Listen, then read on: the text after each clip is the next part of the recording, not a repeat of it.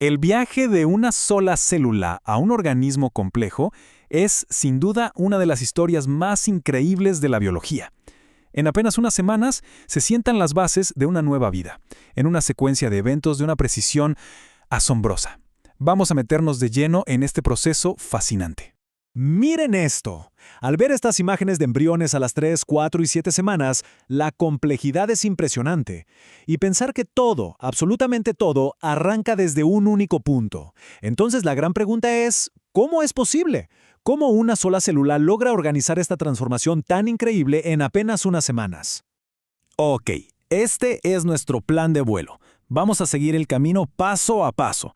El inicio de todo, cómo se anida o implanta, cómo las células empiezan a tener trabajos específicos y al final, cómo se construye su propio sistema de soporte vital. Y bueno, todo arranca acá. Esta es la primera parada en podríamos decir, el viaje del héroe de nuestra célula. Es una etapa de una velocidad de división increíble y cambios gigantes. Y todo esto pasa antes de que siquiera encuentre un lugar donde quedarse. A ver, el primer proceso clave se llama segmentación. Y aquí pasa algo súper curioso. Normalmente, cuando las células se dividen, todo crece. Pero acá no. El tamaño total no aumenta. Cada vez que se divide, las células que resultan, que se llaman blastómeros, son más y más pequeñas. Pensemos en una pizza. La cortamos en 2, luego en 4, en 8. Tenemos más porciones, pero el tamaño de la pizza sigue siendo el mismo. Exactamente eso.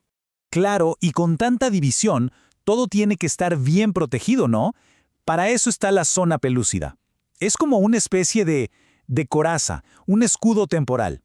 Su trabajo es mantener a todas las células juntitas, protegerlas y, algo súper importante, evitar que el embrión se pegue antes de tiempo o en un lugar donde no debe. Y la velocidad a la que pasa todo esto es de locos. A las 30 horas ya son 2 células. 10 horas después, a las 40, ¡pum!, ya son 4. Para el día 3, ya es un grupito de células llamado mórula y llega al útero. Y un día después, esa coraza, la zona pelúcida, dice, listo, mi trabajo terminó, y desaparece. Deja el camino libre para lo que sigue. Y esta es la famosa mórula. Se llama así porque parece, bueno, una mora. En este punto está viajando por la trompa de Falopio. ¿Y cómo se mueve? Por contracciones del músculo y por unos pelitos diminutos, los cilios, que la van empujando. Ojo, esto es súper importante en la práctica, porque si esos cilios no funcionan como deben, hay riesgo de que se implante ahí mismo, y eso es un embarazo ectópico. Bueno, y ahora viene el primer gran cambio de forma. A la izquierda está la mórula, que es como una pelotita maciza de células. Pero en cuanto llega al útero, empieza a entrar líquido y, ¡puf!, se forma una cavidad por dentro. Esa reorganización la transforma en lo que vemos a la derecha, el blastocisto. Ya no es una bola sólida. Y lo más increíble es que en esta nueva estructura ya hay equipos de trabajo definidos. Ese grupito de células de adentro, la masa celular interna, de ahí va a salir el futuro feto.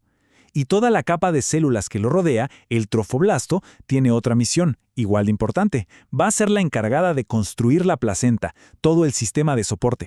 Entonces, ya transformado y sin su coraza, el blastocisto está listo para su próxima gran misión, la implantación. Pensemos en esto como una maniobra de acoplamiento súper delicada y precisa.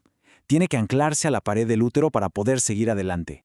Y aquí el cuándo es clave. Esto pasa normalmente entre el día 6 y 7, pero no puede pasar en cualquier momento. Hay un periodo súper específico, la llamada ventana de implantación, entre los días 20 y 24 del ciclo. Es el único momento en que el útero hormonalmente está listo para decir, ok, bienvenido. Y la implantación no es que simplemente se pega y ya. Es un proceso en 3 pasos. Primero, la aposición. Es como un primer contacto, muy suave. Después viene la adhesión. Ahí sí, el agarre se vuelve mucho más firme. Y por último, la invasión. Esta es la parte más impresionante, donde el trofoblasto literalmente se abre paso y se mete en la pared del útero para conectarse de verdad. Ok, en cuanto empieza esa fase de invasión, el trofoblasto, recuerdan, la capa de afuera, se vuelve todavía más sofisticado. Se divide en 2 equipos, 2 capas con trabajos súper especializados para poder, por un lado, implantarse bien y por otro, empezar a construir la placenta. Y aquí están los dos protagonistas. Por un lado, el citotrofoblasto, la capa de adentro. Este es, digamos, el generador. Son células que se están dividiendo sin parar para crear más y más células. ¿Y qué hacen esas células nuevas? Se fusionan y forman la otra capa, el sincitiotrofoblasto. Este es el invasor. Es una masa gigante con muchos núcleos que ya no se divide, pero su superpoder es invadir, abrirse camino en el útero. Y en esta imagen se ve perfecto. La flecha amarilla nos muestra al citotrofoblasto, que es como la fábrica de células.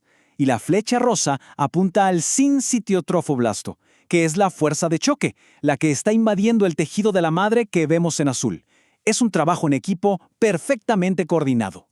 Entonces, lo importante es que el sincitiotrofoblasto no solo se dedica a invadir y ya. Al hacerlo, empieza a crear la conexión para el futuro intercambio de nutrientes. Y quizás lo más clave en estos primeros días, empieza a fabricar una hormona, que lo cambia todo. Esa hormona es la gonadotropina coriónica humana, o HCG para los amigos. Y fíjense en el gráfico. Sus niveles se disparan, suben rapidísimo al principio. Esta es la señal química que el embrión le envía al cuerpo de la madre para decirle, «Hey, estoy aquí, no tengas la menstruación». Es básicamente la primera conversación hormonal entre ellos. Y aquí viene lo interesante. ¿Saben qué es esa HCG?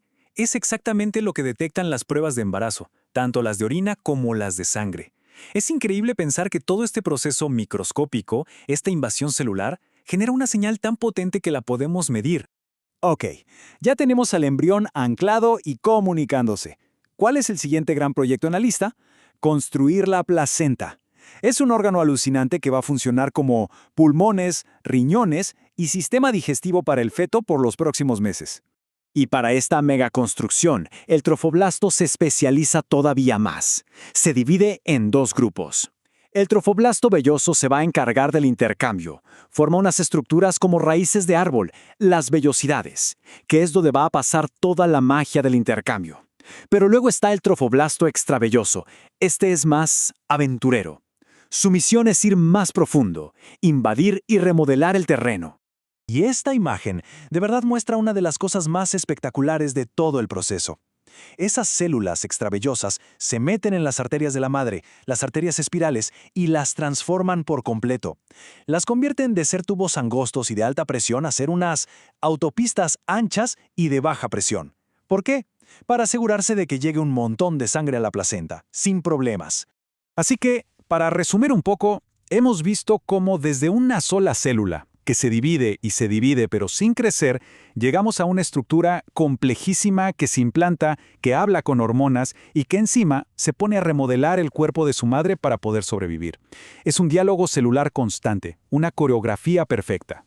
Todo este viaje por las primeras semanas nos muestra una mezcla increíble de, por un lado, una fragilidad extrema, donde un mínimo error puede detenerlo todo, y por otro, una resiliencia y una programación asombrosas para crear algo tan complejo. Y esto nos deja con una reflexión final. ¿Qué nos dice este proceso tan delicado sobre ese equilibrio, esa danza molecular tan precisa entre ser increíblemente frágil y a la vez tan resistente que es necesaria para que la vida simplemente empiece?